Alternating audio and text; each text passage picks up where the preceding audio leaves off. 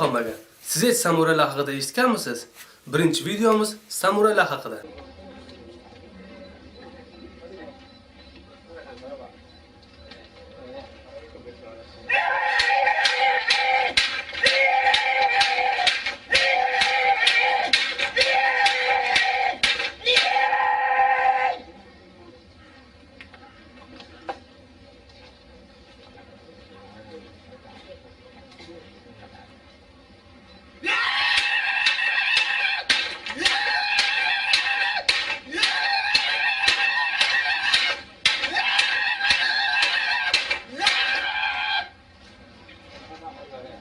Stop bolalar, men umuman o'ylamagandim samuraylar bunaqa shantaj bo'lishini.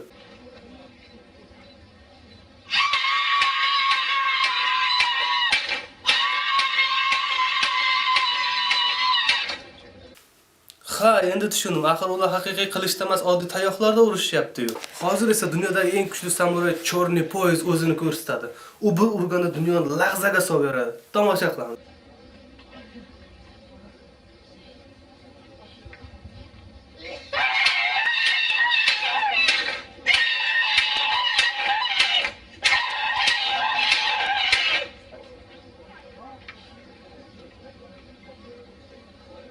To'g'rini aytganda men sizlarni aldaganim. Axir samuraylar bunaqangi shantaj bo'lmaydi-yu.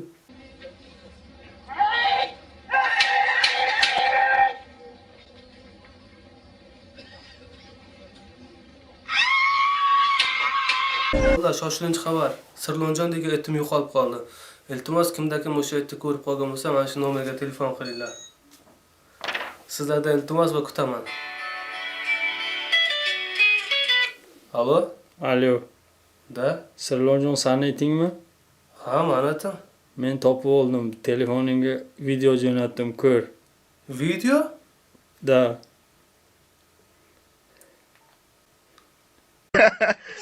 Sirlonjonni xatirasiz shu qadar to'qishtirmalar.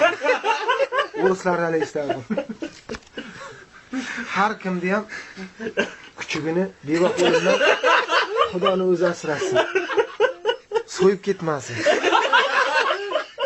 Qassoblardan Xudo panoh aydasin. Sirlonjonlar uchun mana shu qadar ko'taramiz.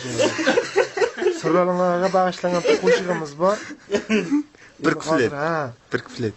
Yangi albomimizdan joy olyapti. Xudo xolasa yaqinda chiqadi klipi. Kliplar bo'lyapti. Shuni men alilaringizga hozir sizlar davralaringizni aytib beraman. Ma'qul kelsa keyin televideniyega uzatamiz-da. Mana boshlari hozir. Kulmay turasizlar baqa. Sirlon nega ko'zing to'la yosh. Seni so'yib ketdi qaysi bag'ri tangosh. Oyog'ingga qo'yib yotay bag'osh. Sirlon nega ko'zing to'la yosh. Bu zamonning qassoblari bor. Küçüklerini ko'ra olmaydigan. Sirlon nega ko'zing to'la yosh. Seni so'yib yedi qaysi bag'ri tosh. Oldi. Bechora etim qassoblarning qo'liga tushib qolib shashlik bo'lib ketibdi-da bechora. Mayli, joyi jannatda bo'lsin. Endi esa sizlarga shunchaki sovg'a video. Kichkina bolalarni qanaqa o'ynasa, albatta o'zimizning o'zbek bolalar.